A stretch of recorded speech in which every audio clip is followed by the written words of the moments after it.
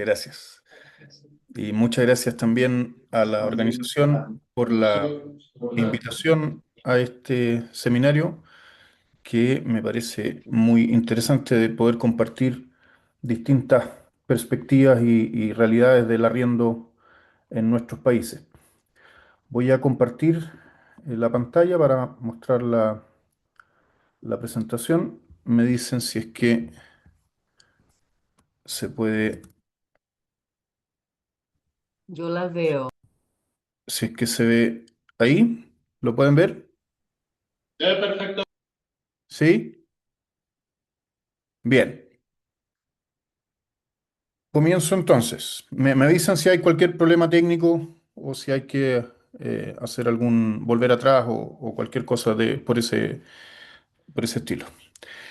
Perfecto. Eh, la presentación que traigo tiene que ver con una caracterización del universo de arrendatarios en el contexto de Chile y principalmente de Santiago como la ciudad capital, digamos, que concentra la mayoría de los arrendatarios y la complejidad del mundo de los arrendatarios en nuestro país. El título es Estructura y composición del arriendo porque hemos hecho un análisis a propósito de datos de encuesta parecidos a los que se mostraban recién en la presentación anterior para conocer un poco cómo es esta complejidad o esta diversidad interna del mundo arrendatario. También tomando en cuenta la premisa o el imaginario social respecto de los hogares arrendatarios, respecto a el perfil de quiénes son los que arriendan, ¿no? Hace algunos años la discusión pública acá al menos también estaba centrada en este perfil de hogares jóvenes, sin hijos, en pareja o solos, arrendatarios de áreas centrales, y me llamó mucho la atención lo que se decía en la presentación anterior, porque también acá se hablaba de esta idea como de una elección, ¿cierto? De un estilo de vida o de una preferencia por el arriendo. En nuestro análisis, en esta estructura y composición del arriendo en Chile, lo que vemos es que la realidad es mucho más diversa que eso y con algunas complejidades de vulnerabilidad residencial que vamos a ver a continuación. Entonces, es un trabajo que hemos venido desarrollando en los últimos años a partir de diferentes proyectos, fondos y lógicas como de la investigación nacional. Aquí están un poco los centros en los que esto se inscribe y un núcleo de trabajo que tenemos que es el Observatorio de Arriendo, que también los invito a visitar si es que hay interés. Y el grupo de trabajo que tenemos con otros académicos y académicas de distintas universidades aquí en Chile, Felipe Valenzuela, Juan Jara, Adriana Marín, entre otros. Entonces, el contexto del problema del arriendo o por qué nos interesó abarcar el fenómeno del arriendo en Chile tiene que ver un poco con los mercados, por un lado, y con las formas como esto se materializa en las grandes ciudades en Chile a propósito del negocio inmobiliario y la verticalización, ¿no? Desde los años 90, incipientemente, pero con más fuerza en los últimos 10 o 20 años, digamos, desde los 2000, en Chile se ha producido una renovación urbana importante con estas torres del desarrollo inmobiliario que están principalmente destinadas a la renta, ¿no? Y son activos financieros comprados por grandes inversionistas y microinversionistas que ven la vivienda como un activo destinado al arriendo más que como un valor de uso, digamos, o como una residencia como usuario final. Entonces hay todo un contexto de verticalización, de gobernanza neoliberal en términos de la regulación y de los actores que están incentivando el desarrollo de nuestras ciudades. Está tras bambalinas también todo el proceso de financiarización urbana de este concepto de inversionistificación o de estos microinversionistas que compran los activos para ponerlos en el mercado de arriendo, un proceso también de densificación intensiva, de precariedad habitacional de las torres, de cambio demográfico y cambio en los vínculos sociales y en la idea de comunidad barrial en estos entornos. Las imágenes son más o menos como lo que se ve en la diapositiva, ¿cierto? Los centros de nuestras ciudades han ido transformándose un poco de esta manera, digamos, con grandes torres, con bastante densidad y muchas veces con una precarización del entorno y de la vivienda. Y el dato es que este tipo de desarrollo es principalmente orientado al arriendo. En la comuna de Santiago, que es el municipio central del área metropolitana de Santiago, el porcentaje de hogares arrendatarios llega al 72%, ¿no? Según las cifras del último censo del año pasado. Entonces, es una realidad muy dispar territorialmente. El promedio de hogares arrendatarios en Chile es de 26%, pero en comunas como la que mencionaba es del 72%. Y así muchas otras pericentrales que superan el 50% de hogares arrendatarios fácilmente. Entonces, es un fenómeno urbano, metropolitano, de ciertas comunas y con un perfil bien definido en el tipo de habitante. Lo que hemos ido trabajando tiene que ver en el grupo de investigación con comprender un poco este fenómeno, este universo de arrendatarios, pero también con políticas públicas, ¿no? Hay varios documentos que están puestos ahí a modo de ejemplo, que tienen que ver con propuestas de un sistema de política habitacional que incorpore el arriendo con interés social principalmente y que no lo deje como una cuestión marginal dentro de nuestra política habitacional, por lo menos que está históricamente orientada a la propiedad, ¿no? Sino que tenga presente esta nueva realidad que, como digo, en algunas comunas es muy importante. Entonces, la tenencia en arriendo en Chile ha crecido significativamente en los últimos años. Hoy día el porcentaje, como decía, a nivel nacional es 26%, pero en la región metropolitana es de un 33% y en algunas comunas supera largamente el 50%, llegando al 72% en la comuna de Santiago. Es un contexto social y demográfico del país que se conjuga para incentivar este tipo de tenencia.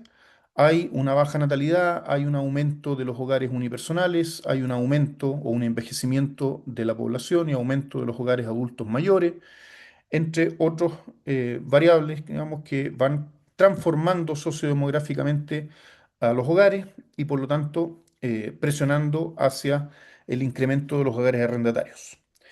Y por otro lado, este mercado en Chile funciona con bastante autonomía, es una relación eminentemente entre privados, desregulada, fragmentada y dispersa, como nosotros la hemos caracterizado, y que se ha desarrollado tanto formalmente como con un auge bastante grande en la informalidad, es decir, sin contratos, sin regulación, con acuerdos de palabra, con una serie de requisitos que muchas veces son abusivos, con alzas de precios también arbitrarias, entre otras características. Entonces es un espacio creciente en las características de nuestras ciudades que es necesario entender para poder transformar o dirigir de alguna manera esta evolución que puede tener consecuencias o riesgos importantes a nivel de vulnerabilidad, seguridad de la tenencia, entre otras cosas.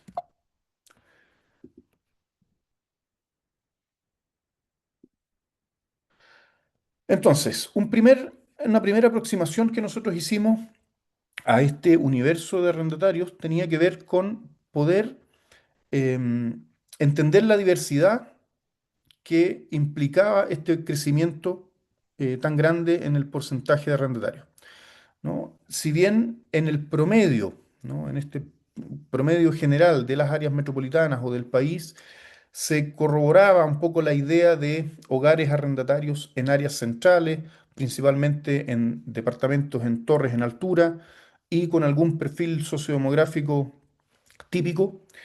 Lo que nosotros veíamos es que esa distribución en el mapa, este es el área metropolitana de Santiago de Chile, el promedio efectivamente se concentra en la comuna de Santiago y en algunas pericentrales, los verdes más oscuros es mayor concentración, pero si es que hacíamos una distinción respecto de tipologías de arrendatarios, según la distribución de los datos, en este caso del 2015, podíamos ver que aparecían otros hogares típicos en arriendo, que nosotros pudimos distinguir ahí en cinco tipologías entre arrendatarios profesionales, que son principalmente los que se distribuyen acá, ¿cierto? Jóvenes profesionales sin hijos, en pareja o solos, que arriendan departamentos.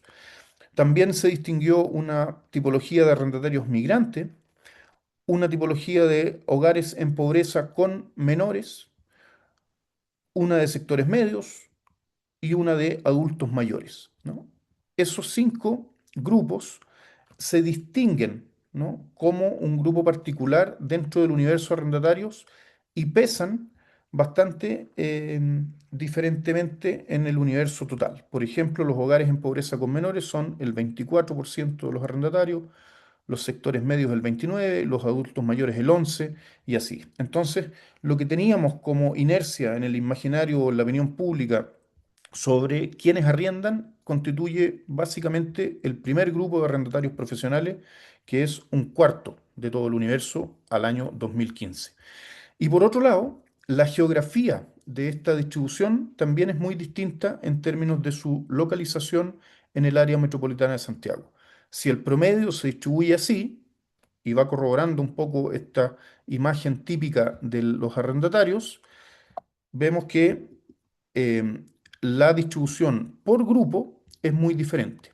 Por ejemplo, los profesionales se ubican principalmente en el centro y el cono de alta renta de Santiago, que son las comunas ricas, digamos, de Providencia, Ñuñoa, Las Condes y otras. Los hogares en pobreza con menores se distribuyen en la periferia eh, clásica del área metropolitana de Santiago, que es la zona sur, este verde oscuro de acá, y el norponiente, que es el verde oscuro de ahí arriba, mucho menos en las áreas centrales, o los adultos mayores y los hogares migrantes también tienen una distribución en el espacio metropolitano que es característica y muy diferente, ¿no? Los adultos mayores, por ejemplo, no están en este centro o pericentro dado por las torres en altura o el arriendo de la financiarización, sino que se distribuyen probablemente en casas en el pericentro tradicional del anillo, primer anillo de la ciudad, que es lo que nosotros llamamos Américo Vespucio, interior, ¿cierto? Estas comunas de acá, mientras que los hogares migrantes arrendatarios están efectivamente en el centro y en comunas pegadas al centro, como la de Estación Central, que es una de las clásicas que se estudia aquí a propósito de este fenómeno, o Recoleta, Independencia, ¿no?, otras comunas pericentrales. Entonces, existe una geografía del arriendo en función de las diferentes tipologías que nosotros fuimos identificando en el estudio del 2015, ¿no? Además, en esa caracterización, lo que nosotros vimos es que hay características de vulnerabilidad tanto en las condiciones de habitabilidad como en las condiciones de seguridad de la tenencia o asequibilidad y formalidad de la relación, que son bien características también, ¿cierto? O sea, los tipos más vulnerables en términos de asequibilidad o habitabilidad son principalmente los hogares en pobreza con menores y los adultos mayores, ¿no? Aquí vemos los porcentajes del arriendo sin contrato. En los hogares en pobreza con menores es un 44% que está en esta modalidad, en los profesionales es un 12% y así otras distribuciones, ¿cierto? O lo que vemos acá es quienes destinan más de este 30% del ingreso del hogar al pago del arriendo. En los arrendatarios en pobreza con menores, el 42% destina más del 30% de su ingreso al pago del arriendo. En los adultos mayores es el 45%. Entonces hay algunas dimensiones de vulnerabilidad residencial que son diferentes y importantes de considerar en esta complejidad del universo de arrendatarios. Y por otro lado, en términos de las condiciones de habitabilidad o las condiciones de características de la vivienda, también hay algunos porcentajes eh, bien críticos, por ejemplo, en cuanto a allegamiento o hacinamiento de los hogares, donde los adultos mayores es un 24%, en los hogares en pobreza con menores un 22%, y así diferente de las otras tipologías. Entonces, con esa caracterización, finalmente lo que nosotros nos preguntamos ahora, algunos años después, digamos, en la continuación de este trabajo, es si las tipologías que construimos eran del arriendo o de los arrendatarios, ¿no? En lo que acaba de mostrar, se mezclan de alguna forma algunas variables que tienen que ver con las características propias del régimen de arrendamiento con algunas características sociales o demográficas de los arrendatarios. En el ejercicio actualizado, lo que hicimos fue centrarnos en las características del arriendo, para después poder caracterizarlas con algunas variables demográficas, etarias o sociales de las personas que están en ese régimen, digamos. Entonces lo que hicimos fue repetir el ejercicio, pero ahora acotándolo a las dimensiones de la relación del arriendo propiamente tal.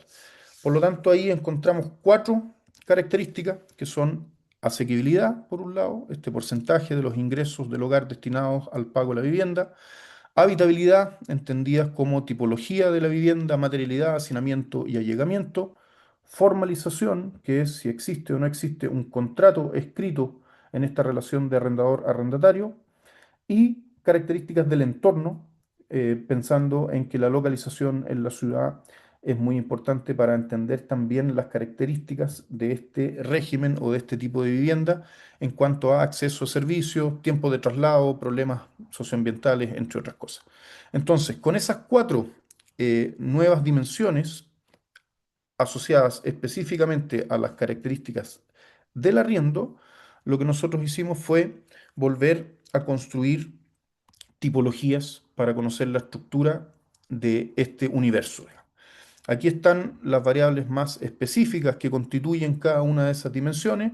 No me voy a detener ahí, pero son un poco las que ya mencionábamos, ¿cierto? Asociadas a la habitabilidad, a la asequibilidad y al entorno. Lo que hicimos fue un análisis de correspondencias múltiples como para poder explorar cómo estas diferentes categorías de las variables de las características del arriendo se iban agrupando o no y generando distinciones internas en esta estructura y composición de las características del arriendo. Y lo que encontramos son cuatro em, tipologías teóricas, digamos, en el cruce de estos dos ejes del análisis factorial que nos llevaban a distinguir un tipo de arriendo que tiene menos hacinamiento, menos allegamiento y mayor asequibilidad en el eje vertical versus mayor allegamiento, mayor hacinamiento y menor asequibilidad. O sea, un eje de las características de habitabilidad y asequibilidad por un lado, y por otro, el eje X, un eje de mejor materialidad y mayor formalidad en el arriendo hacia menor o peor materialidad y menor formalidad en el arriendo. En ese cruce, lo que generamos es la posibilidad teórica, ¿cierto? Disculpen ahí que está con demasiadas animaciones la presentación, pero la posibilidad de cuatro cuadrantes, en el fondo, que van distinguiendo las diferentes posibilidades del arriendo en Chile, ¿no? En el primer cuadrante tenemos principalmente arriendo en departamentos, con ascensor, es decir, torres en altura, con buena materialidad, arriendos con contrato y asequibles, es decir, que no se destina más del 30% de los ingresos al pago del arriendo, y con baja hacinamiento o allegamiento. Es decir, lo que podría ser la mejor condición del arriendo en esta distinción. Por el otro lado, tenemos menores condiciones de la tipología de vivienda, son piezas o casas pareadas por ambos lados o problemas de materialidad, sin contrato, asequibles todavía, pero con algunos problemas de hacinamiento y allegamiento, y así en los cuadrantes de abajo en función del cruce de estos dos ejes. Ahora, en esa característica o en ese cruce de ejes teóricos del análisis factorial de correspondencia, lo que nosotros encontramos finalmente empíricamente, digamos, son la agrupación en seis clústeres o en 6 tipologías de las características del arriendo en Chile. Y cada una de esas tipologías tiene, como decíamos, eh, estas características. La primera son edificios con contrato, sin hacinamiento, asequibles, aceptables, no carentes en entorno y sin allegamiento. Es decir, unas buenas condiciones en términos de habitabilidad, asequibilidad y entorno. Principalmente esos arrendatarios, que son los datos que están a la derecha de la diapositiva, son personas hasta 40 años, que viven en 46% en hogares independientes, 27% de hogares unipersonales, 74% con educación profesional y 82% son de los quintiles más altos de ingreso en la población, ¿no? Entonces, es como decíamos, un tipo de arriendo con condiciones consolidadas y sin demasiados problemas en esa relación. Y si lo vemos en el mapa, esta tipología se ubica principalmente, análoga un poco a la que mostrábamos al principio, en el centro y en el cono de alta renta del área metropolitana de Santiago. También en algunas comunas pericentrales asociadas al desarrollo inmobiliario. Pero, además de eso, tenemos 4 otras tipologías que van cambiando un poco el panorama de esta relación o de estas características del arriendo en Santiago. Por ejemplo, la tipología 2 es arrendada con contrato, sin allegamiento, en edificios sin ascensor, es decir, edificios más antiguos que llegan hasta los 4 pisos, donde se paga bastante más o se destina un porcentaje mayor del ingreso al pago del arriendo, es decir, es una vivienda inasequible, no tiene hacinamiento, pero es aceptable y también aparecen ahí algunas casas, además de los edificios de 4 pisos. En esta tipología, el 77% son arrendatarios de educación media o profesional, 23% de hogares unipersonales, baja un poquito, 27% sin dependientes, baja bastante también respecto al anterior, em, 43% sí hay menores y son de los quintiles 2, 3 y 4 en la estructura de ingresos a nivel nacional. Entonces, es un grupo un poco menor al anterior que se ubica en todo Santiago, ¿no? Este mapa no es demasiado ilustrativo porque está prácticamente pintado igual en todas las comunas, pero la gracia que tiene es que nos habla del arrendatario típico de clase media que finalmente se ubica no en las comunas del desarrollo inmobiliario ni en el cono de alta renta, pero sí en prácticamente todas las otras comunas de la ciudad. Después estaría la tipología 3, ¿cierto? Que tiene unas características de allegamiento, casas con condiciones aceptables, moderadamente inasequible, sin hacinamiento y también en edificios sin ascensor. Vamos bajando entonces en esta estructura a propósito de la distribución o de la combinación de todas estas variables con el perfil de los arrendatarios, que nuevamente aquí son del tercer, cuarto o quinto quintil, un poco mayores, 30 a 49 años, un 36% vive con menores, otro 33% sin dependientes y el 81% con educación media o profesional. O sea, todavía no llegamos a los sectores más vulnerables en términos de las características del arriendo. Y su distribución, de nuevo, es parecida a la anterior. Eh, la diferencia con la tipología 2 es que estos arrendatarios son de sectores medios, pero sacrifican algo de habitabilidad por mayor asequibilidad. Es decir, el precio es una variable que influye mayormente en esa tipología.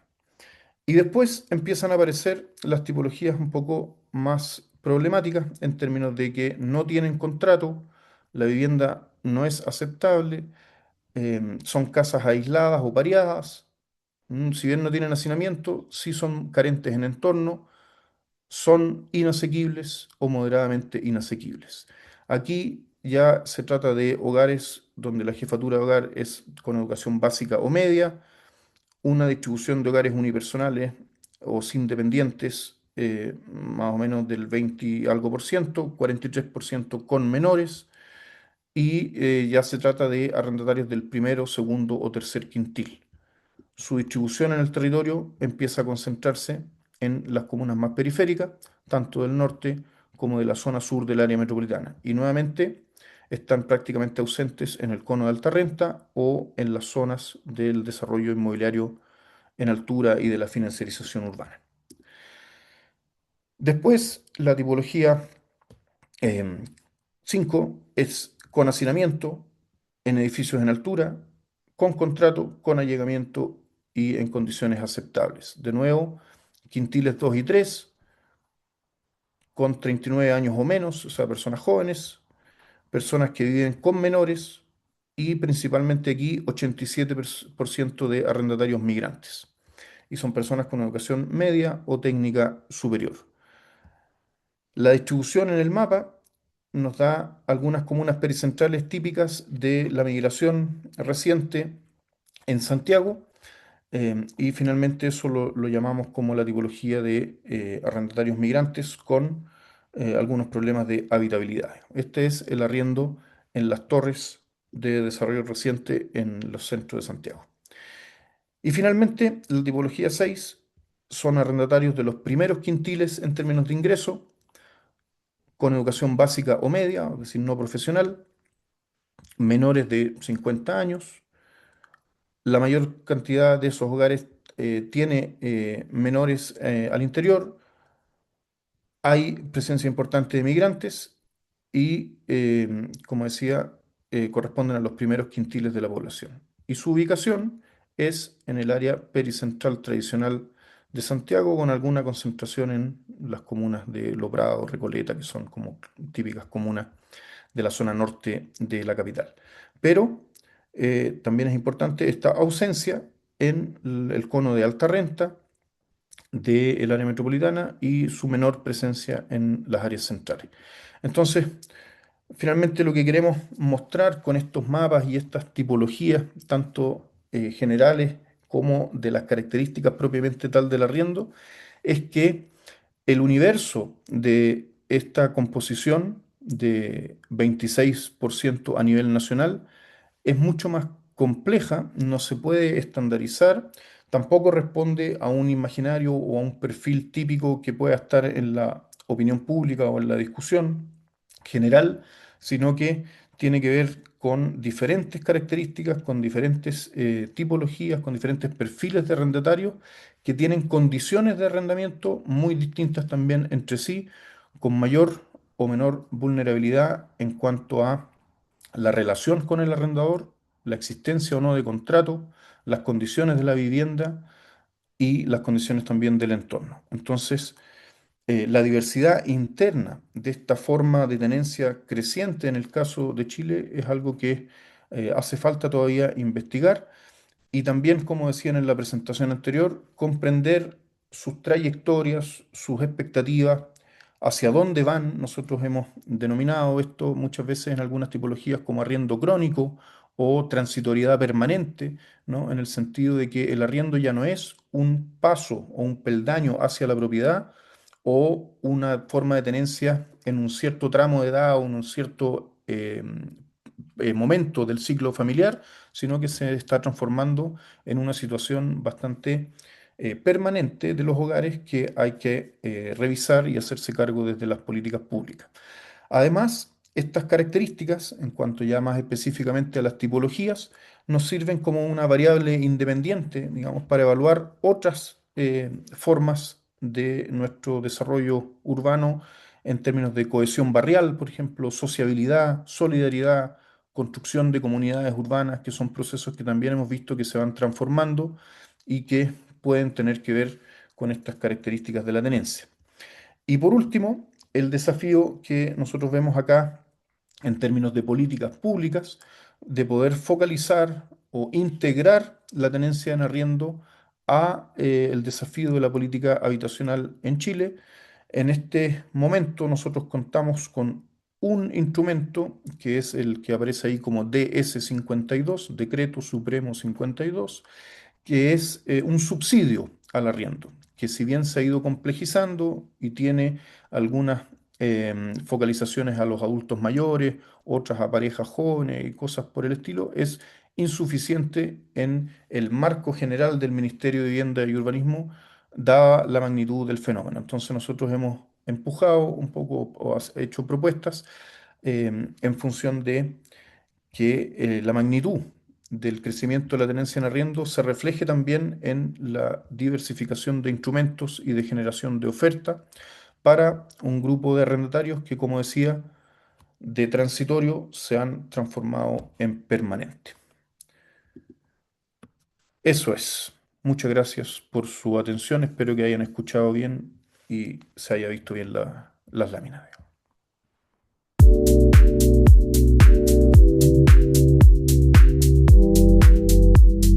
Muy bien. Primero, les agradezco mucho por la invitación. Es un placer enorme estar acá, muy grande. Y les pido comprensión. Yo hablo la lengua internacional de América, que es portuñol para nosotros. Entonces, yo hice una presentación con mucho texto para que, si tienen dudas, es posible comprender escrito, creo yo, con la ayuda de una traducción artificial. Entonces, perdonen los que hablen un español natural. Empiezo entonces mi presentación me presentando. Yo soy Paula Santoro, soy de la Facultad de Arquitectura y Urbanismo de la Universidad de São Paulo. Hoy coordino con otras personas, Raquel Ronick, Isadora Guerrero y Carolina Helst, el Lab Cidades, un laboratorio de la universidad, ¿no? Y tengo también un proyecto FAPESP, un proyecto con la Alcaldía de São Paulo que investiga política de vivienda en alquiler. Y es sobre ese proyecto que yo voy a hablar un poco hoy, ¿no? El nombre del proyecto es ese, Vivienda como Servicio, insumos para la formulación, gestión e implementación de una política de vivienda de alquiler social en São Paulo. Bueno, para empezarmos, vivienda en alquiler está se pasando acá en una América Latina que es muy propietaria, ¿no? La casa propia es nuestro régimen dominante y el alquiler históricamente ha sido un nicho intentado con experiencias muy puntuales y ahora creemos que está subindo a un régimen subalterno dentro de un régimen de políticas dominante aún de la casa propia en la estructura de la política de vivienda en América Latina. Eso porque, por un lado, la casa propia o la propiedad privada está mostrando sus contradicciones y límites, especialmente como un modelo único de política de vivienda que está muy involucrada en producir nuevas unidades para compra y venta y las familias no logran acceder a esas unidades. Entonces, a menudo se presenta como insuficiente para atender el panorama muy amplio y diverso de necesidades habitacionales que tenemos en nuestras ciudades, o tampoco se muestra suficiente para superar los retos de una producción de vivienda pública concentrada en áreas hoy periféricas, donde la tierra es más barata, o sea, no tiene urbanidad, ¿no? Entonces la casa propia no está bien, también en términos urbanos. En América Latina y en Brasil, entonces vemos lo que el alquiler asumiendo un rol muy importante y creciente como parte incluso de la casa propia y de la estructuración de la propiedad privada. Alquiler en ese momento también es propiedad privada, pues hay gente poniendo sus casas para alquilar como un negocio, ¿no? Ahora, para nosotros, ahí cito mis compañeras, estamos considerando el alquiler una nueva frontera para la acumulación de capital en América Latina, ¿no? Y eso no es una idea mía, es bien de Isadora Ribeiro, Raquel Ronick, Adriana Marin Toro y yo en algunos artículos juntos, ¿no? Bien, ¿por qué vivienda en el alquiler puede ser leída como un activo inmobiliario financiero y no como derecho, ¿no? La vivienda como un activo permite a un rentista ganancias por poseer el bien, expectativas de valoración. El alquiler permite combinar renta de tierra y financiera. La vivienda en alquiler en Brasil y creo que también en otros países de América Latina siempre fue una estrategia de complementación de renta de las familias, principalmente en un contexto donde nuestras jubilaciones son bajas, precarias, y entonces es importante tener otro tipo de renta. El alquiler aparece como una complementación. Pero ahora el alquiler está muy fuerte también como un servicio de vivienda, ¿no? Que puede ser concedido a los privados. Eh, el alquiler aparece como una posibilidad de financiamiento, ¿no? El emprendedor, por ejemplo, de un edificio puede securitizar los cobros, adelantar recursos para producir en el mercado financiero o también fondos internacionales han visto en el alquiler una inversión a largo plazo posible, entonces combinan operaciones de compra o financiamiento de la producción. Creo que Felipe Link mostró algunos de esos antes de mí. Y los fondos también compran inmuebles baratos y transforman para alquiler en modelos acá en las áreas centrales en São Paulo. Eh, essa financiarização está muito embasada em endeudamento das famílias, não? Onde o alquiler é muito importante, como também já outras pessoas falaram hoje sobre isso. E como essa fronteira se aparece en Brasil y también en otros países, especialmente Chile, pero México, Colombia también, ¿no? Primero, la producción de nuevas unidades para alquiler, construidas integralmente para alquiler, los multifamilies que Adriana Marín Toro ya investigó y que Felipe Link también presentó hoy. Eh, Hay también una gestión profesional de los alquileres y la plataformización haciendo todo más rápido y también desalojos más rápidos, ¿no? Y hay una forma de poner juntos alquileres que están dispersos en la ciudad, ¿no? Hay una ampliación también de los alquileres temporarios, generando una competencia entre mercados de alquiler temporario y más permanente o de largo plazo, robando viviendas que serían para quien necesita, ¿no?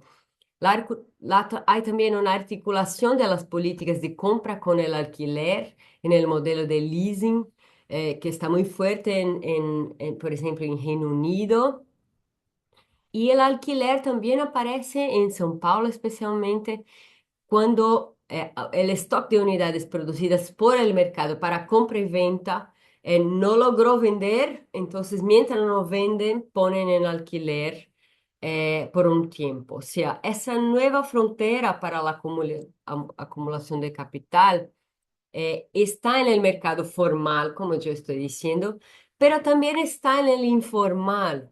Y asistimos a una expansión de producción inmobiliaria para alquiler en pequeños edificios como en nuestras favelas, en las villas de ustedes y también vemos en formatos que no son de grandes edificios, pero en esa foto les muestro un alquiler que juntaron dos casitas y hicieron un edificio y pusieron para alquilar en la mitad, en el barrio mediano de São Paulo. O sea, está creciendo la producción para alquilar también en los informales y también en los mercados que no son de edificios altos, muy verticales, ¿no? En América Latina también el porcentaje de hogares urbanos alquilados por países está creciendo. Tengo un dato de Colombia que ahora ya pasa de 50% de hogares en alquiler. Es un dato que me presentaron en un seminario un dato de 2024. Y el crecimiento entre 2000 y 2022 fue de 15%, ¿no? Entonces, es un fenómeno creciente.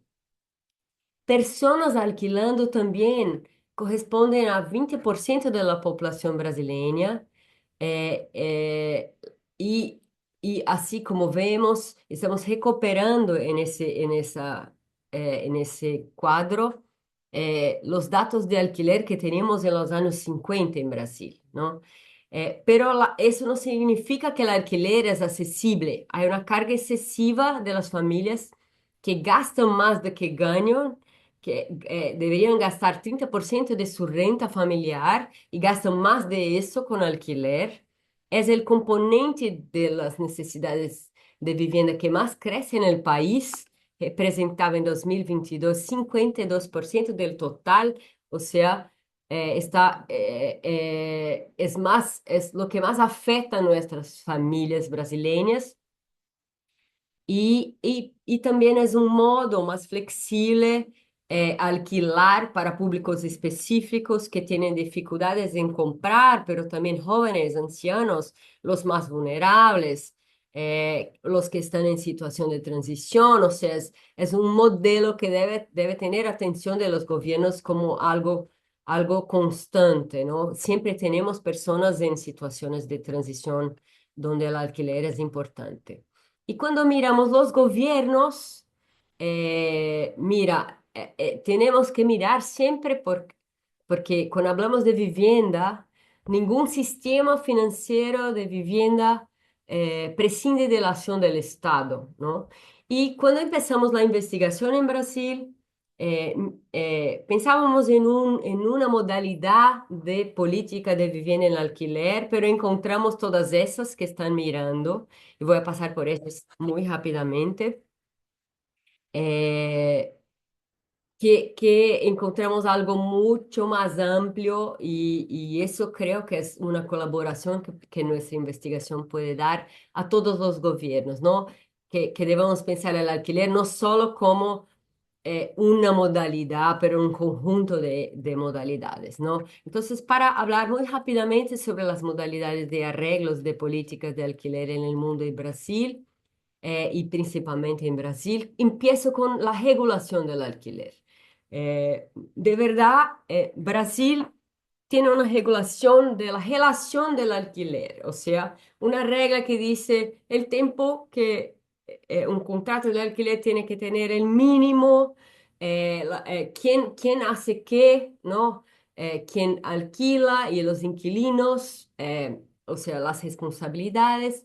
Y al inicio eso no nos parecía tan importante hasta que miramos a Argentina y Milei y sus reformas que empezaron a cancelar leyes que trataban de la relación entre quien alquila inmuebles de los inquilinos. O sea, entonces eso nos pareció una agenda importante para América Latina, tener una regulación de las relaciones entre inquilinos y propietarios, ¿no?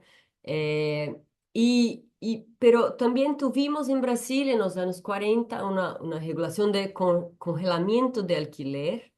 Fue una tentativa de controlar precios, es una otra forma de regular. Y después tuvimos una ley en São Paulo, ahora muy recientemente, que intenta controlar precios del alquiler, estableciendo un precio tope para viviendas de interés social.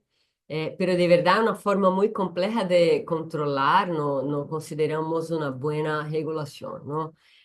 Pero esa sería una posibilidad, tenermos una regulación de valor máximo de alquiler y de cuántos máximo se puede aumentar el alquiler, ¿no? Los países de Norteamérica y Europa es muy fuerte esa regulación que viene de un estado de bienestar social que desde las guerras mundiales empezó a regular precios para quien necesitas y para mantener la vivienda accesible, ¿no? Y esa regulación fue importante también para regular el alquiler temporario que está creciendo en nuestras ciudades. Y empezamos en América Latina a ver mucho activismo en contra del alquiler temporario, intentando regularlo. Entonces, ¿qué tipo de regulaciones podríamos tener, no? Una regulación que encontramos del alquiler temporario es la que los gobiernos reconocen el alquiler temporario y empiezan a cobrar impuestos sobre las transacciones, pero de verdad no regulan los precios de alquiler o ni tampoco sus efectos urbanos, ¿no? Entonces es lo que llamamos laissez-faire, dejar que el alquiler temporario acontezca de una forma oficial, ¿no? El segundo grupo de regulaciones son permisos con restricciones. En general pueden ser cuantitativas, o sea, cuántas acomodaciones pueden tener un anfitrión, o cuántos visitantes, o cuántos días serían permitidos en el año para alquiler temporario, la cantidad de veces que una vivienda puede ser alquilada por año, ¿no? Algunos ejemplos ahí, San Francisco pone 75 noches por año para alquiler temporario.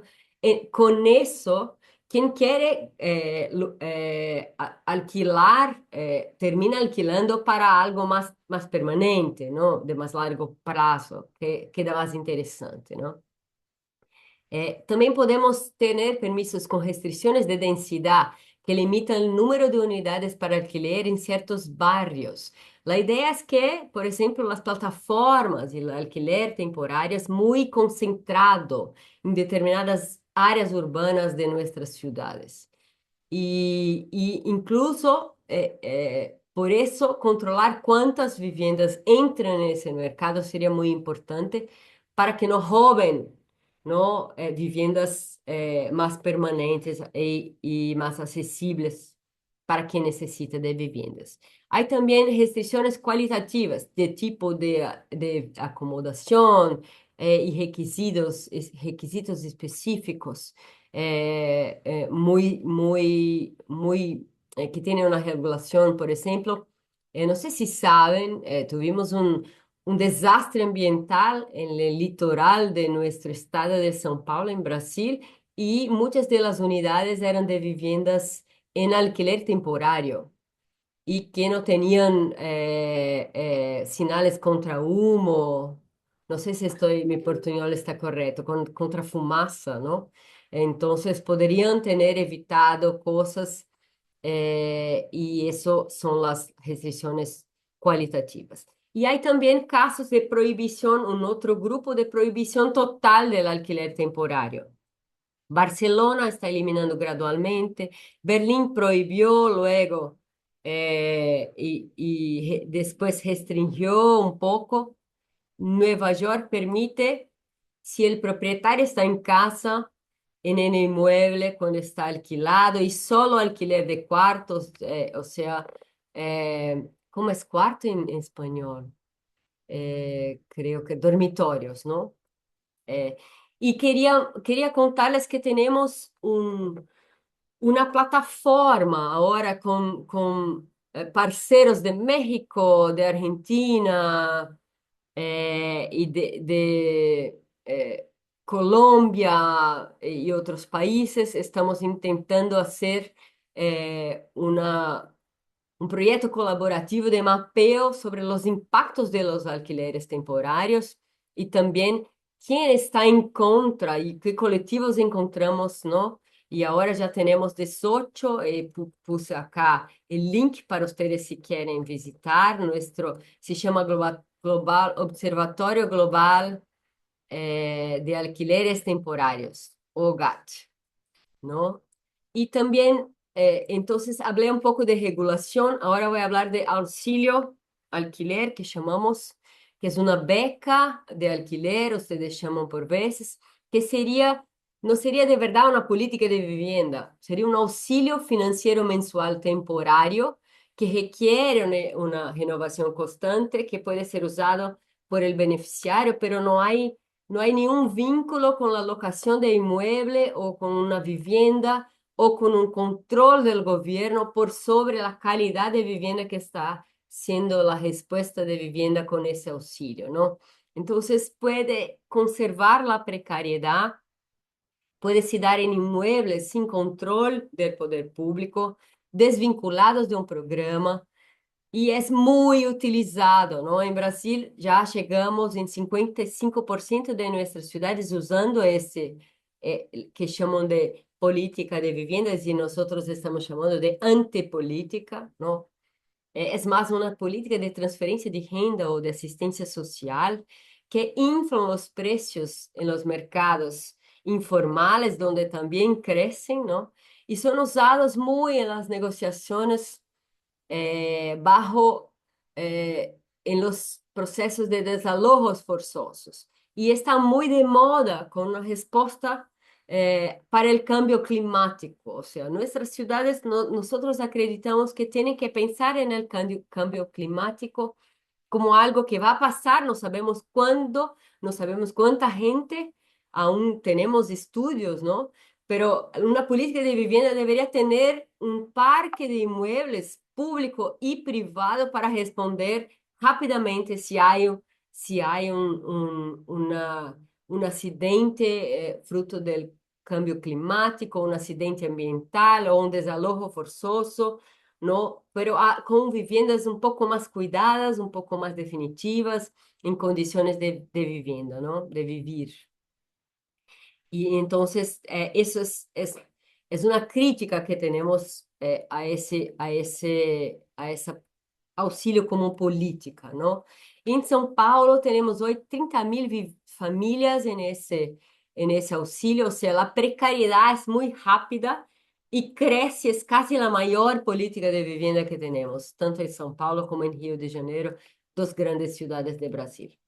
É, é muito diferente quando falamos de voucher ou vale vivienda, não? Esse seria um auxílio financeiro mensual, pero en inmuebles que generalmente componen un parque privado de locación vinculado a un programa de vivienda que pueden tener mayor o menor participación de los gobiernos o también de organizaciones de sociedad civil en la inspección, en la garantía de la calidad de la vivienda, ¿no?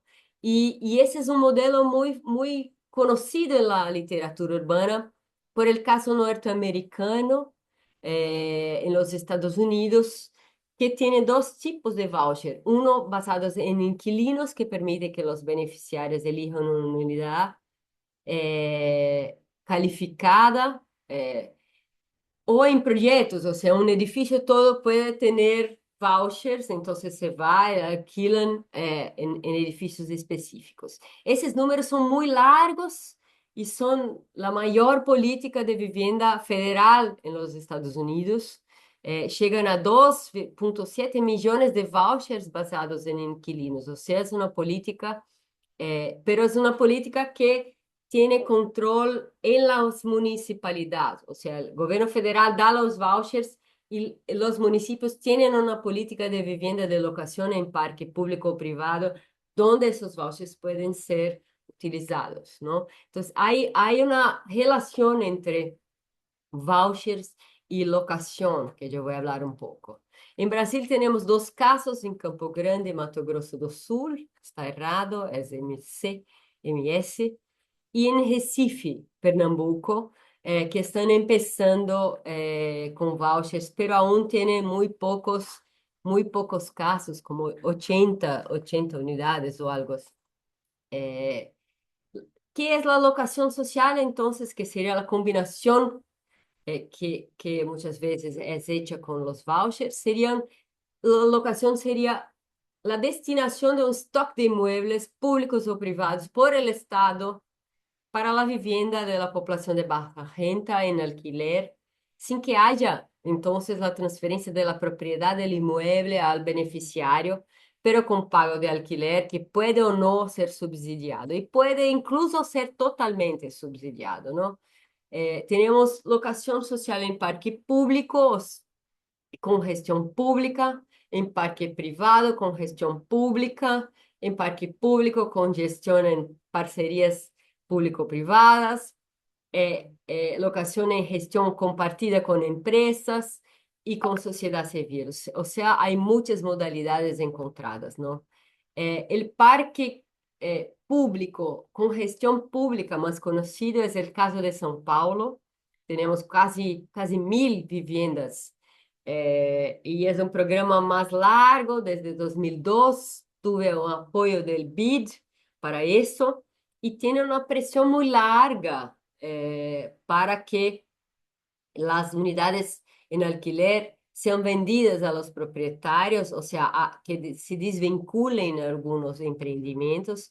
Y lo mejor de esa experiencia es que es la más accesible y garantizó la permanencia en una política de alquiler, las familias permaneciendo por mucho tiempo, o sea, accesibilidad y permanencia nos parecieron estar muy conectados con parque de inmuebles públicos, ¿no? Con alquileres en parte subsidiado por el Estado también, ¿no? Esses garantizan acessibilidade e garantizan permanência. Temos um parque privado com gestão pública em Belo Horizonte, Minas Gerais. Esse tem, por exemplo, é uma combinação com vouchers que los inquilinos reciben vouchers y van a un parque privado, eligen el inmueble pasa por una vistoría y un control público de calidad del inmueble y entonces ellos pueden alquilar, ¿no? Y ese inmueble pasa a componer un banco que es controlado por el poder público, pero con inmuebles privados en alquiler. Tiene como 200 o algo así unidades, no es muy grande, pero está creciendo, ¿no?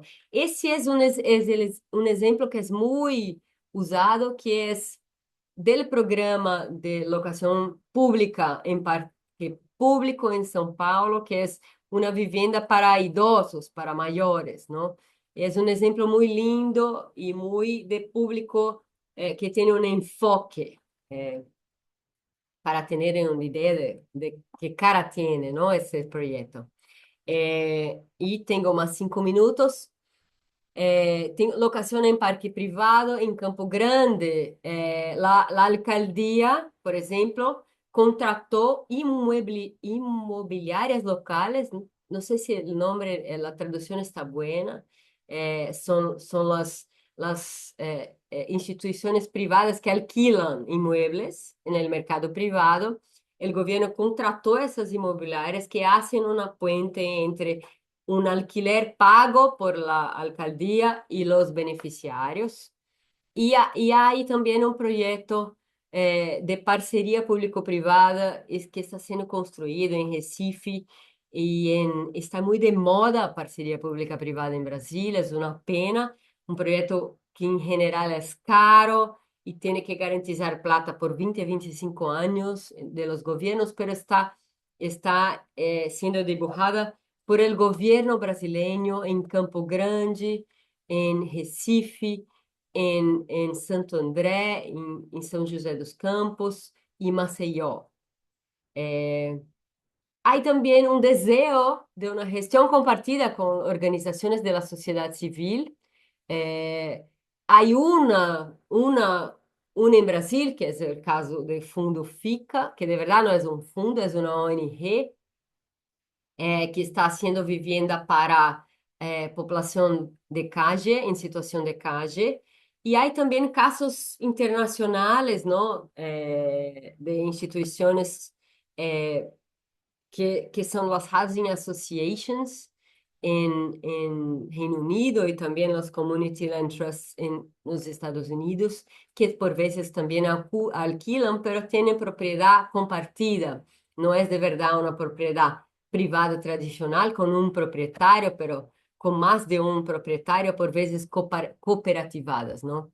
Y tenemos también el alquiler con posibilidad de compra que tuvimos acá en Brasil y es un modelo que es visto como una transición para el modelo compra-venta, casa propia y modelo en alquiler. Tuvimos acá muchos de esos en Brasil desde los años fines de los 99, pero después que nuestro mayor programa masivo de viviendas, el programa Mi Casa Mi Vida, empezó, eso todo terminó, ¿no? Entonces, como se la agenda única de producir nuevas unidades para compra y venta va dominando essa renda que estava sendo intentada de transição. Em minhas considerações finais, então, não? Hace falta, nos parece, apesar de muitas modalidades, elas são muito experimentales, muito pontuales.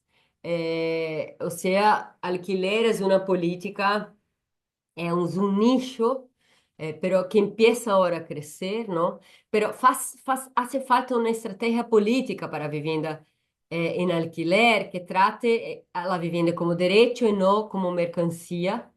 Eh, la regulación nos parece del alquiler un tema súper importante en América Latina. Ya hablé un poco del contexto de mi ley, pero y también de las luchas, perdón, luchas está escrito errado, en contra, también son muy importantes y están organizando la América Latina y también el mundo en contra los alquileres temporarios, pero también tenemos que tener regulaciones que equilibram a regulação entre proprietários e inquilinos. Essas são também uma bandeira para uma América Latina neoliberal que está destruindo nossa regulação. Os auxílios ou becas de alquiler são uma antipolítica, se expandem, temos que, que evitar essa solução precária e inestável que reforça processos de desalojos e transitoriedade permanente. Una política de voucher sin regulación de precios puede empeorar la situación de acceso a las viviendas en nuestra ciudad. Solo es buena para los propietarios, es muy cara para los gobiernos. Locação social em parque público ou em gestão compartida com a sociedade civil se mostraram os arreglos das situações mais associadas à garantia de acesso e permanência, ou seja, temos que lutar por parque público, sim, e por um controle público de alquiler em parque privado. Entonces, modalidades no faltan, ¿no? Pero son muy ensayísticas, no existe una ideal, ¿no? Y pueden, aunque sea contradictorio, coexistir en un mismo gobierno, ¿no? Entonces, tengo un gobierno que tiene, y eso pasa en São Paulo, pero pasa en Campo Grande, pasa en Recife también, ¿no? Un estado que tiene políticas de carácter de bienestar social, donde los inmuebles son públicos y el acceso a garantía de permanencia están presentes, pero coexisten con auxilio precario y con estímulos al alquiler de mercado, estímulos públicos al alquiler de mercado. Entonces,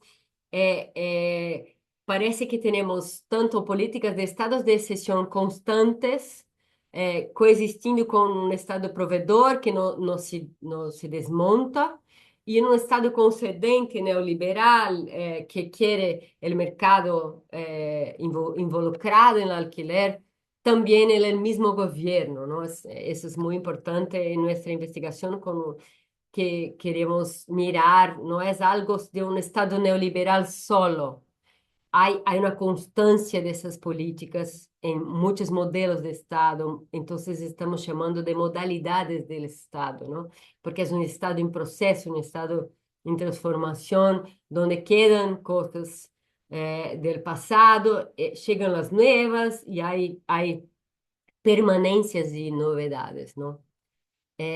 Para terminar, el grande reto es que la mercantilización y la financiarización de la vivienda transitan entre las modalidades y al reconocer y defender la vivienda como un derecho y no como un mero activo financiero inmobiliario, el gran reto que se plantea para las políticas de vivienda en ese contexto es tensionar el modelo hegemónico de la casa propia, de sus lógicas y de sus lógicas propietaristas, de las cuales incluso alquiler hace parte, ¿no? Porque cuando estamos haciendo políticas de vivienda en alquiler con mercados privados, poner en alquiler es también un negocio para propietarios, ¿no?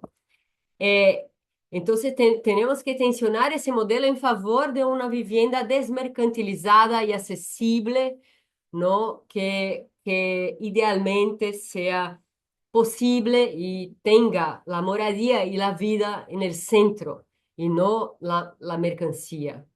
Ese es, para terminar, entonces, muchas gracias. Creo que hablé 2 minutos más. Les agradezco por la invitación y quedo disponible para hablarmos. Cuando quieran, me escriban, por favor. Y si quieren conocer más nuestra investigación, voy a poner después el website de Labcidade, donde tenemos algunos resultados de eso. Muchas gracias. Hola, ¿cómo están? Muchas gracias por las exposiciones. Creo que son aportes valiosos, no solamente para la academia, sino también para pensar la problemática en todos sus aspectos. Les invito a los de la sala a pensar sus preguntas y las voy a retomar desde acá. Y voy a eh, retomar también una pregunta que salió en el chat y que creo que es interesante, que la pregunta es, ¿desde dónde surgen o cómo se producen los datos?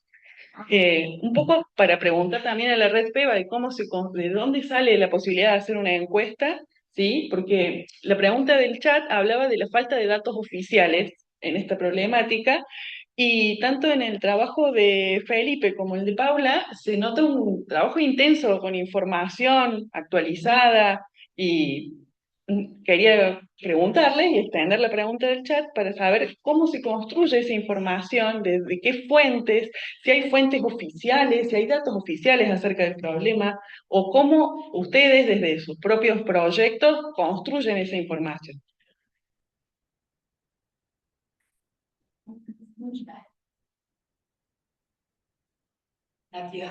Creo que Sí. Felipe puede empezar, ¿no? Ya, gracias, gracias, Paula. Em, Sobre los datos, en el caso nuestro, existe una encuesta nacional de caracterización socioeconómica que se llama la encuesta CACEN, Caracterización Socioeconómica Nacional, que se hace cada 2 años, y que es la gran fuente de información pública y oficial con la que trabajamos este tipo de información, que es una encuesta que tiene información bien detallada respecto de la vivienda, de tenencia, de salud, de un montón de dimensiones, para caracterizar a la población. Pero, como toda encuesta, es una muestra, no es el dato como censal, sino que es representativa a nivel regional en el caso de Chile, con algunas bajadas comunales, ¿no? Algunas versiones de esa encuesta tienen representatividad comunal, eso es municipio, a nivel de municipio. Otras versiones de la encuesta no alcanzan a ser representativas comunalmente, sino que tienen representatividad regional. Pero a pesar de eso, es una fuente de datos bien importante, validada también, em, que tiene harto detalle de las características del arriendo. Todas las variables que yo presenté sobre porcentaje de los ingresos destinados al pago de renta, sobre existencia o no de contrato, y composición del hogar, por ejemplo, vienen de esa encuesta. Ahora, otras análisis como que no mostré en la presentación, pero que estaban un poco lanzados en la última diapositiva respecto de la influencia de los cambios en el arriendo en cohesión social, en sociabilidad, en redes, en construcción de comunidades urbanas. Ahí los datos son más particulares o más puntuales en estudios de investigaciones propias del centro o de otros investigadores, investigadoras, que construyen sus propias encuestas, un poco como lo que mostraban ustedes en la presentación anterior. Ahí datos oficiales hay menos, y el aporte de la academia o de los centros que han ido, al menos en el caso de Chile, surgiendo con bastante fuerza, como el COES, el Centro de Estudios de Conflicto y Cohesión Social, producen datos, ¿no? Pero el límite de esa información es que son orientados a ciertas ciudades, a ciertas comunas o a estudios de caso. No es una visión panorámica del país, o de grandes volúmenes de información que se puedan generalizar a todo Chile.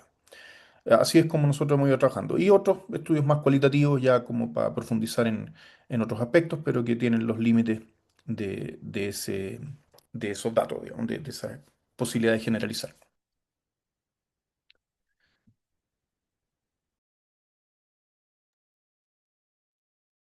creo que la pregunta no fue para mí, entonces, pero hago comentarios, ¿no? Creo que en nuestra investigación acá en São Paulo, Brasil, los datos del cuadro de necesidades de vivienda son los más difíciles y aún están en disputa, ¿no? El gobierno, por ejemplo, federal y también estadual, que sería nuestra provincia y municipal, están haciendo mucha vivienda o comprando en el mercado y de verdad el déficit de vivienda no baja, porque el onus con gasto, del gasto de las familias con alquiler está creciendo. Entonces quieren sacar esa información para decir, mira, estamos produciendo casas y estamos disminuyendo el déficit, ¿no? Pero de verdad es un desvío del enfrentamento del cuadro de necesidad de vivienda cada vez más precaria. Personas que están en las calles en São Paulo hoy llegan a casi 40.000 personas.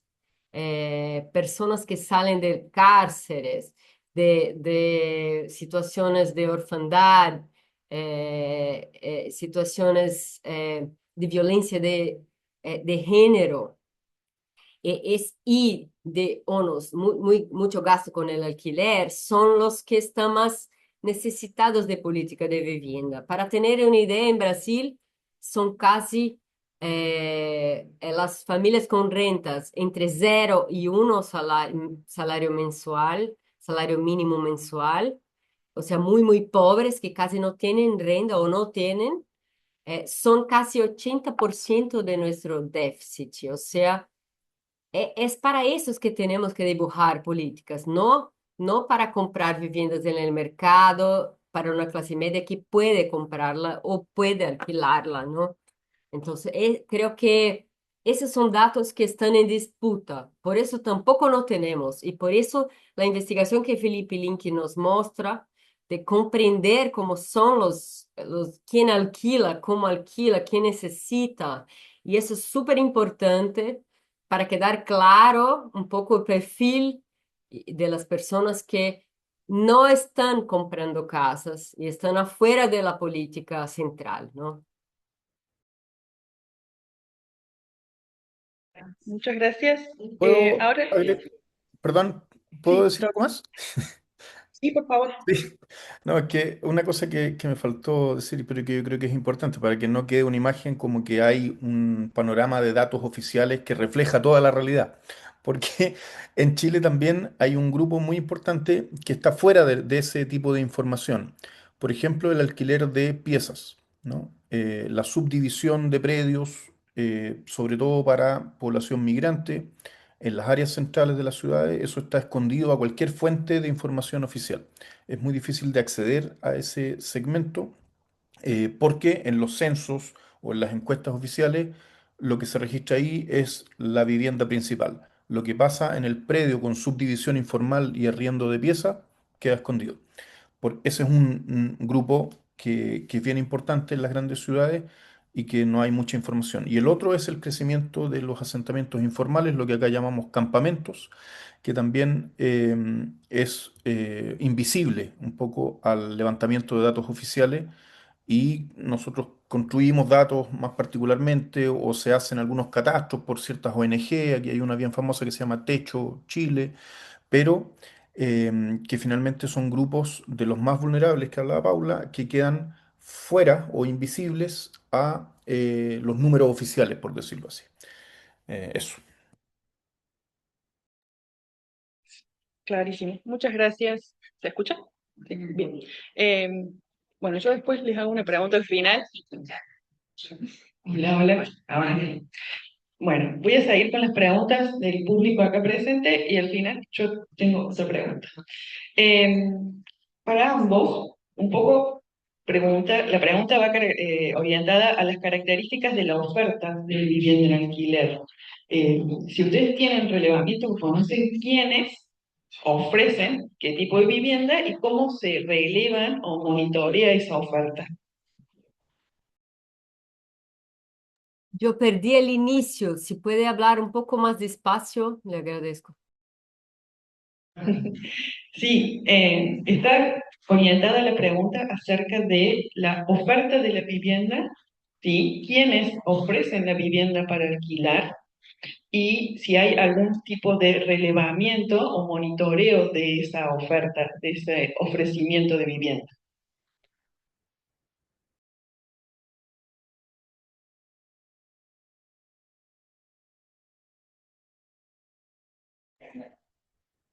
Reni, ¿qué querés empezar? ¿Yo? ¿Parto yo?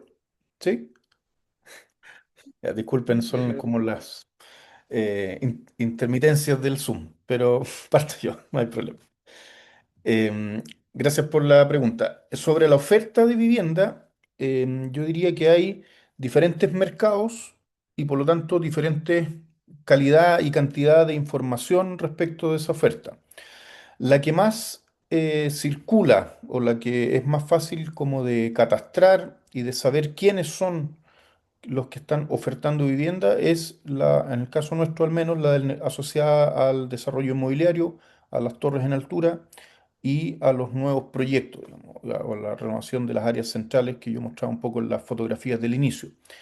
Esa oferta está bastante sistematizada en los portales inmobiliarios, en la oferta de arriendo a través de esos canales que son como más masivos y más estándar. Digamos.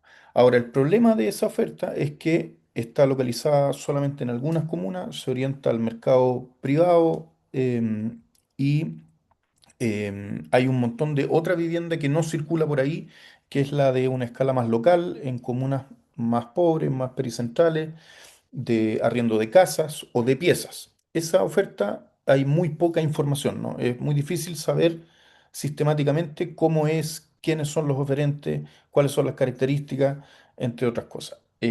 Lo único que está más o menos sistematizado en el caso de Chile es la vivienda que se adscribe al subsidio de arriendo, ¿cierto? A esta política estatal de voucher para canjear en el mercado.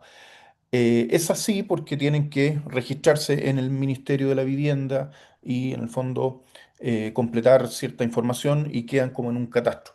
Ahora, los mapas que nosotros tenemos de esas viviendas son casas regularizadas, que eso es un requisito del voucher, lo que también deja fuera el 80% de las viviendas en el área metropolitana de Santiago, y que están localizadas en el área pericentral. ¿Cierto? No están en el centro, no están en el cono de alta renta y no están en las comunas pegadas al centro asociadas a las torres.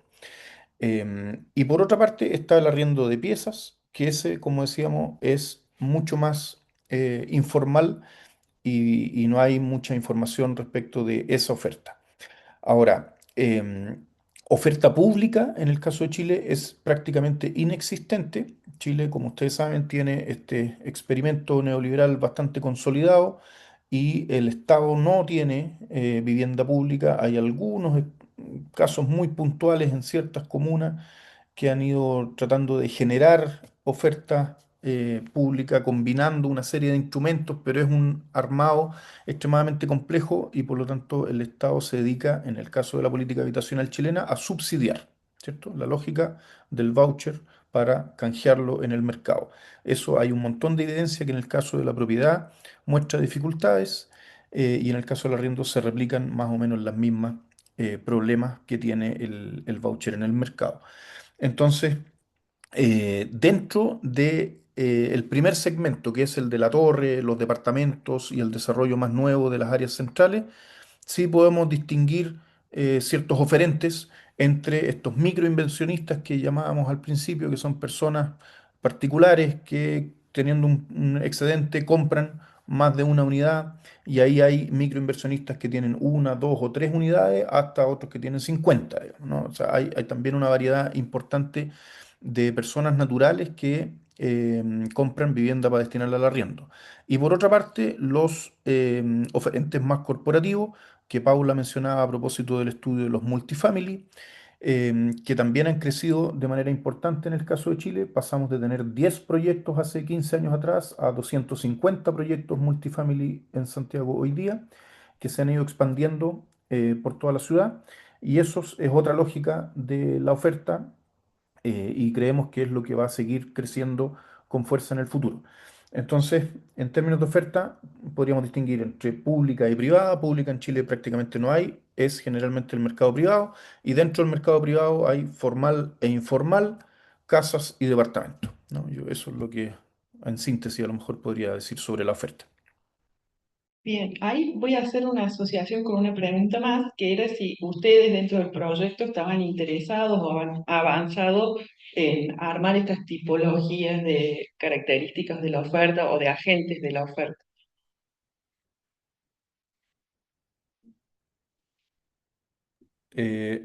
O sea, continuando un poco con eso, como decía, hay alguna caracterización de la oferta en esos términos, pero no hay un trabajo más avanzado respecto de las tipologías, de las características del arriendo, que es lo que yo he mostrado de los arrendatarios, con oferentes. Se podría hacer ese vínculo, ¿no? Porque es más o menos claro en términos de si son parte del desarrollo de torres y departamentos nuevos, o si son casas, o si son adscritos al voucher de la política del DS 52 o no, pero no hemos hecho ese match respecto de arrendatarios, características del arriendo y oferta. Pero es más o menos claro, uno como que podría hacer las líneas, están bien separadas, no hay mucha confusión ahí respecto del mercado del arriendo en Santiago, por lo menos. Gracias, Felipe. Y para Paula, para continuar con la pregunta, te sumo un punto más, que es, bueno, a partir de este reconocimiento o conocimiento acerca de la oferta, ¿qué incentivos tienen los privados para participar en programas de alquiler social? ¿Se entendió? Buena pregunta. Bien, nosotros no tenemos un mapa tan claro de quién está alquilando y qué producto está siendo alquilado. Aún hicimos un mapeo reciente de alquileres temporarios, pero estamos en un lío para publicarlos, no puedo hablar mucho de eso.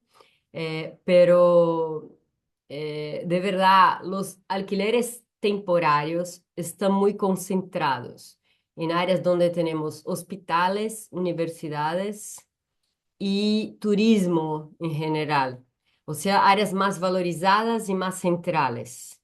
El alquiler en términos generales está distribuido por toda la ciudad de São Paulo, incluso en áreas precarias o informales, o donde el alquiler creció mucho en los últimos años.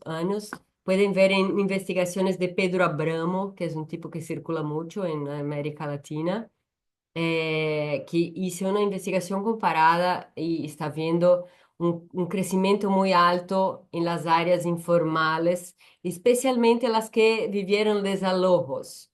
O sea, hay también una concentración de alquiler cerca de áreas que sufren procesos de desalojo. Hay también quien aluga, ¿no?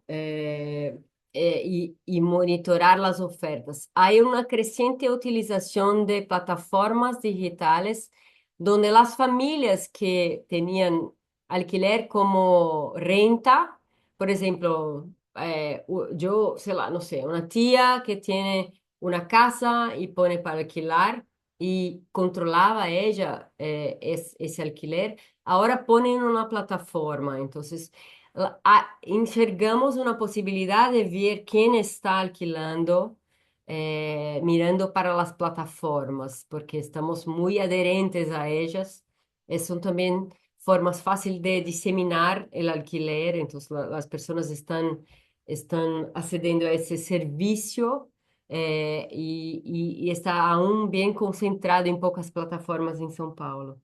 Entonces, no avanzamos en mirar tipologías y agentes, pero en los mercados informales hay una persona que se llama Stephanie, espera que voy a ver, Christine Stephanie, que hice de los mercados informales. Ese trabajo también en São Paulo es súper lindo su trabajo. Los invito a mirar. Y la última pregunta era el reconocimiento, ¿cómo era? ¿Se puede repetir? Sí, te repito que la pregunta era, ¿qué tipos de incentivos considera que puede Entiendo. tener un agente privado para participar en políticas de aluguel social? Cuando ahora fuimos a visitar Campo Grande, una ciudad de Mato Grosso del Sul, en São Paulo, en Brasil, y preguntamos a las inmobiliarias si los propietarios estaban adheriendo al programa, ¿no? Y lo que nos dicen, a ellos les gustan porque el gobierno paga directamente, entonces no hay riesgo de no recibir. Está muy bien dibujada la política en esos casos. Hay también el interés del propietario porque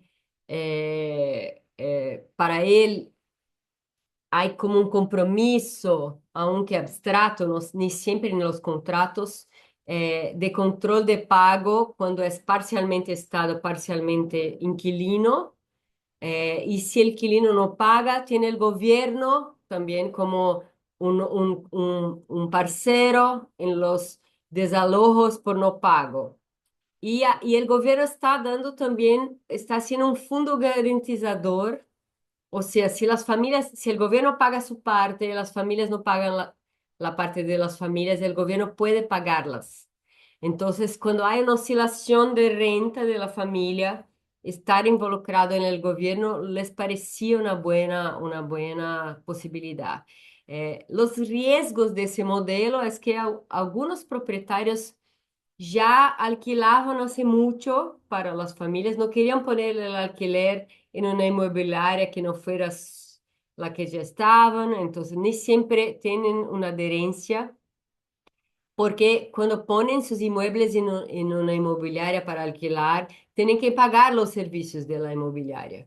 O sea, hay una formalización que ni siempre los que alquilan quieren tener.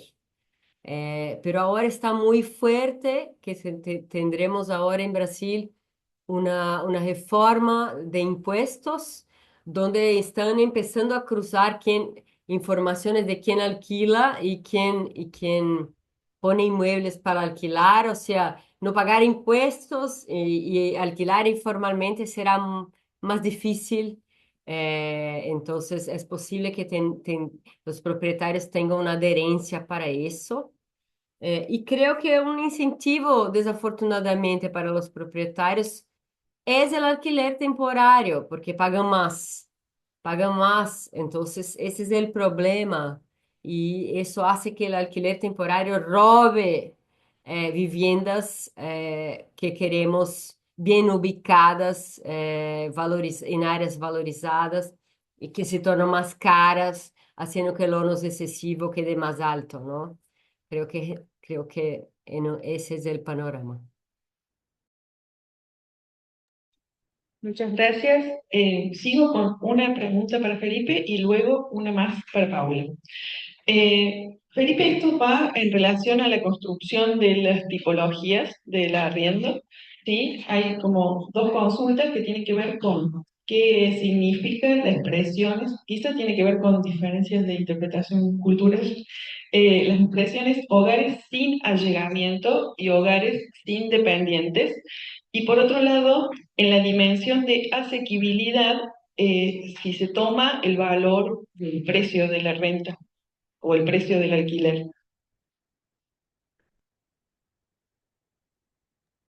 Sí, gracias por la pregunta. El allegamiento acá se considera cuando hay más de un hogar viviendo en la misma vivienda, ¿sí?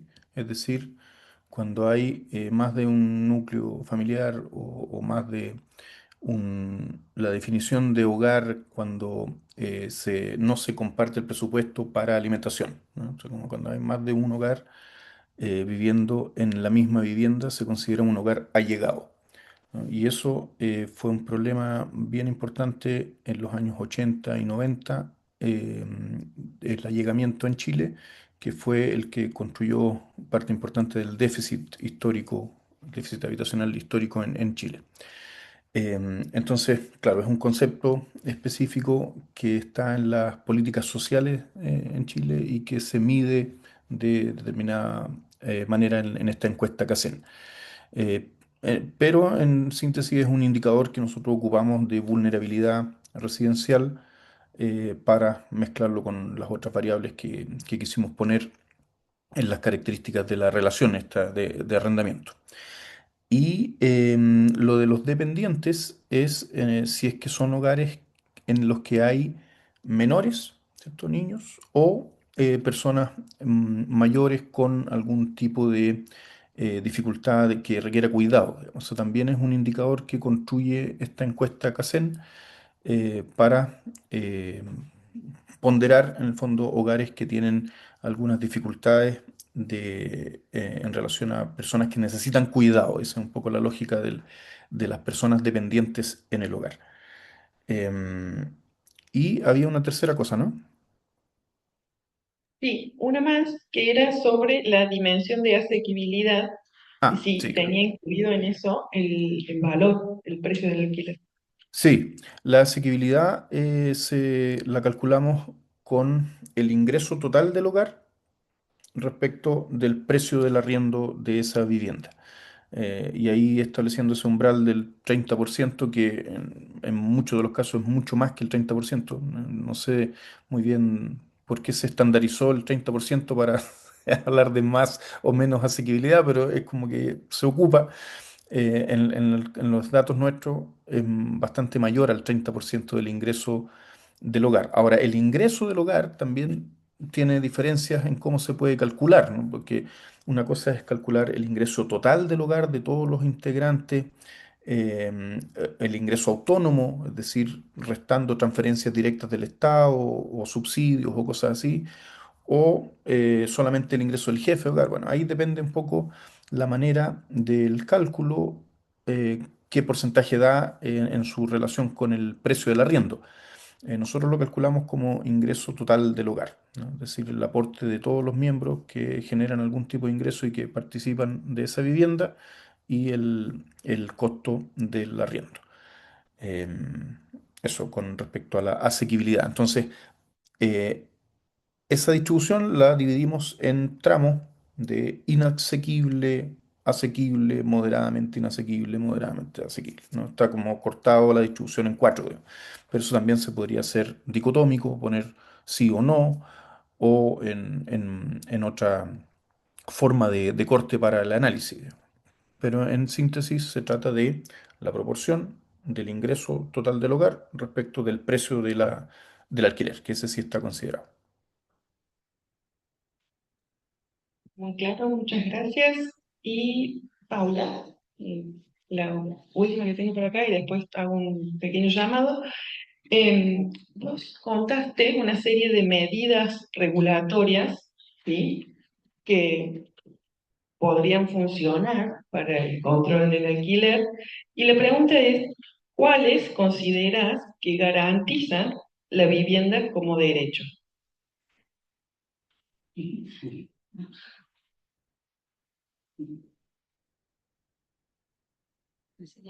Está silenciada. Muy bien, empiezo por la última. De verdad me parece que todas las medidas regulatorias son buenas, pero no son siempre suficientes solas para tornar la vivienda asequible. Porque, por ejemplo, las experiencias internacionales de regulación de precios aún tienen problemas. O el propietario intenta desalojar para subir el alquiler, entonces dice que va a hacer una reforma y sube el alquiler. Hay también presiones por desalojo eh, entre privados, o sea, el privado quita el acalentador de la casa, ¿no? ¿Cómo se llama eso en español? Perdón. Eh, no sé si, pero creo que tal vez me comprendo, ¿no? Quita la luz, quita la agua, ¿no? Entonces son formas violentas también de desalojo. Entonces no es solo controlar precios, no creo en una política basada en solo una modalidad de alquiler en términos más derechos. Y quería comentar un poco eh, que el alquiler en Brasil, ¿cómo va a personas que tienen poca renta y familias que no logran tener endeudamiento para pagar un compra y venta, un modelo de propietario? Eh, en muchos casos, yo pienso que estoy hablando de una política racializada y generificada, ¿no? Es una, por ejemplo, si miramos el onus excesivo de la familia con alquiler,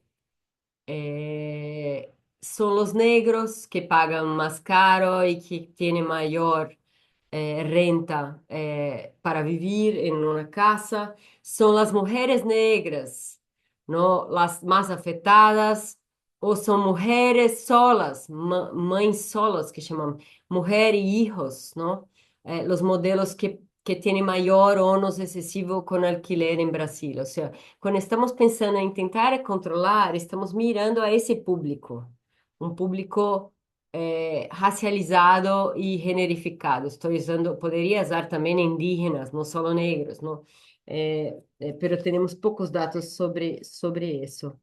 Y la otra cuestión que había acá en el chat, que yo mencioné en São Paulo, que había un parque de viviendas gestionadas por el Estado y dos de los 7 emprendimientos estaban desvinculando, me pidieron para hablar un poco más de eso.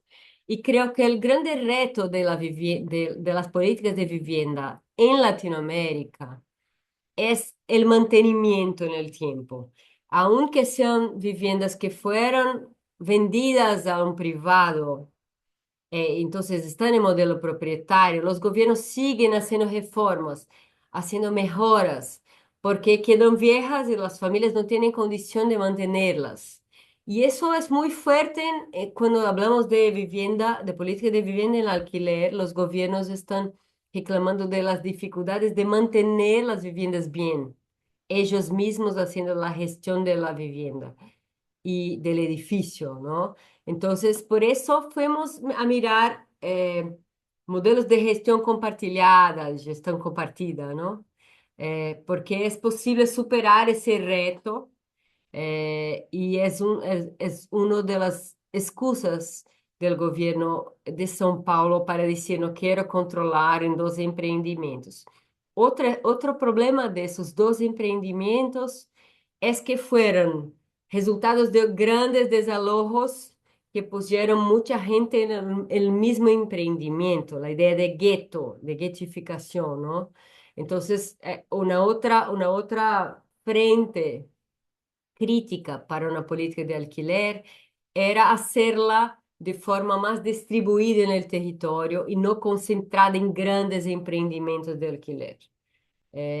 Y eso también pasa para el modelo de compra y venta, ¿no? Hacer mucha gente pobre viviendo juntas, lejos de la ciudad, no tiene sentido más, ¿no? Tenemos que hacer una crítica muy larga de eso y creo que el alquiler, cuando mira un alquiler de parque de inmuebles privados, si puede ser más diseminado en la ciudad de modo más rápido, de un modo más eficiente incluso, ¿no? Entonces, son esas las dos excusas. Mucha gente mucha gente junta y la dificultad de hacer la gestión del predio, que hace el gobierno no querer más hacerlo y pasar al privado, y parece que se descompromisa del rol social que él mismo creó, y eso no fue solo en el programa de alquiler público, en parque público, pero también en los conjuntos en la periferia donde el gobierno no quiere hacer la manutención y las familias necesitan, ¿no? Es eso. Muchas gracias. Les agradezco a ambos por la participación, por la exposición y por poner un poco más acerca de las preguntas de los participantes. Y Mercedes quería hacerles un comentario, así que... Sí.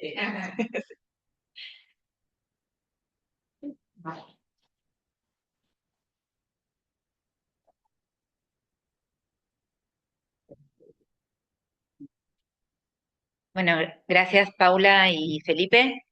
Em, no, quería hacer algunos comentarios sobre los datos en Argentina, ¿no? Que salieron, me parece, en el chat y en relación a las preguntas que le hicieron especialmente a Felipe. Em, Respondo a la primera pregunta, que es de dónde, cómo se financió. Tuvimos un subsidio del ex Ministerio de Ciencia y Técnica del año 2023 y se aplicó fundamentalmente para la realización de la encuesta. Los datos que se producen en universidades no forman parte en Argentina del acervo de estadísticas nacionales, no son oficiales, ¿sí? No, son parte de los repositorios de las universidades, pero no son datos oficiales, ¿no? Em, lo que se le preguntó a Felipe sobre el índice de dependencia, el allegamiento, son todas medidas que en el caso argentino se pueden calcular tanto, digamos, con datos de censo, ¿no? Y con el PH también. Están las tipologías de hogares disponibles para calcular allegamiento e índice de dependencia. Digamos, eso están disponibles en las fuentes en Argentina. En Argentina, la encuesta permanente de hogares permite hacer muchos de los ejercicios que planteó Felipe. No se pueden georreferenciar porque la encuesta no tiene ese nivel de desagregación, no permite la georreferenciación a nivel local, pero sí ofrece datos por aglomerado. Permite también, hay un trabajo de una demógrafa muy joven que se llama Camila Blanc, que muestra todo el proceso de feminización, ¿no? De la vivienda en alquiler, ¿no? Es un trabajo muy reciente. Entonces, todos los datos de la encuesta permanente de hogares permiten hacer muchos de los cruces y de las propuestas de tipología que planteó Felipe. Después hay una base de datos que me olvidé, que sí también trabajamos en el marco del proyecto, es la de Airbnb, que es sobre alquileres temporarios y que la estamos trabajando. Juan está trabajando en eso con otra colega que se llama Natalia Lerena. Y esa base que tiene unas aperturas pagas, ¿no? O sea, permite tener datos sobre la oferta de alquileres de temporales, ¿no? El short term rental housing, digamos, ¿no? ¿Qué otra cosa más en relación a las fuentes que presentaron? Bueno, creo que era eso. Y hay un dossier de la revista Papers de Barcelona que acabamos de organizar con una colega chilena, que es Francisca Bojolaski, donde está un trabajo de Cristín y otro trabajo de Daniela, que también, bueno, muestra muchas de las cuestiones que Paula y Felipe plantearon, ¿sí?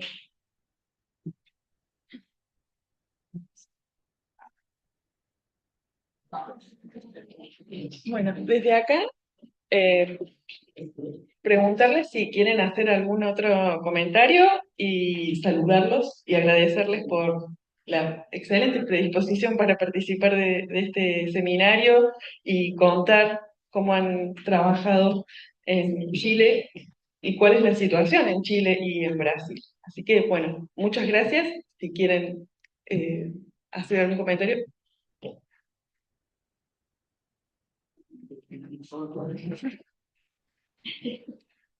Bueno, los saludamos y agradecemos desde acá.